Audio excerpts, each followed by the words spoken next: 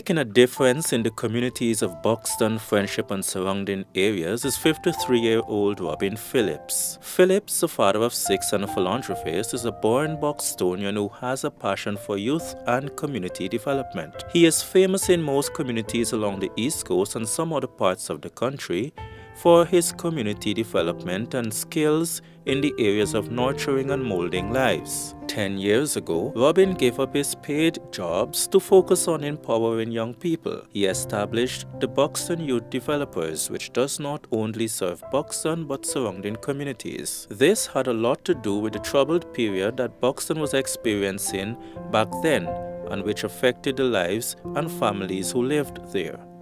My passion for what I'm doing, when I look around in my community, Buxton, I recognize that there were a lot of shortcomings in the area of education in my community, and that was one of the contributing factors for a lot of young people lost their life. And I decided, listen, I can use sports as a vehicle to attract these young boys and even young girls. Let them come into an environment where I can able to impart what I've learned over the years to them. And what I did, I normally would do community service. I would ring the bell around the village, take a bicycle and make an announcement for anyone. And I mainly used to be doing it for the council.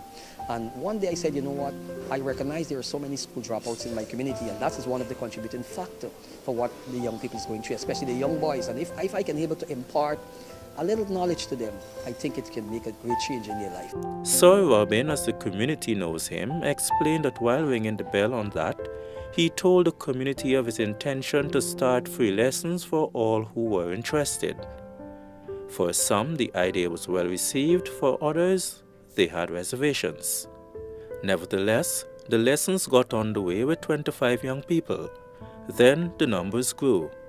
He then sought and got permission to use an abandoned Buxton market at the time in order to accommodate the growing numbers. And what I did, I looked for senior students who wrote CXC and did well. I asked them to come along and help me.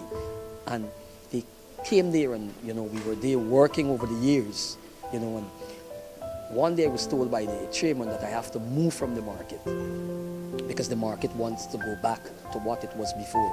And I said to God, how could I send these children back on the street? That was not the end of the road for Phillips. In fact, it was a blessing in disguise, he explained. He received written permission from the council and its chairman to use a plot of land in the community, which was later developed and a center constructed for the continuation of the classes. Today, 10 years after, the doors of the Buxton Youth Developers remain open, and it engages with young people who are not academically inclined and continues to evolve.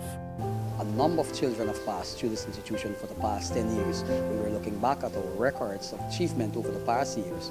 We have recognized that 1,553 students have passed through this institution, and they have taken part in educational aspect as well as sports as well as culture. There are so many children that come to this organization with different problems, and what I will do, I would pray with them.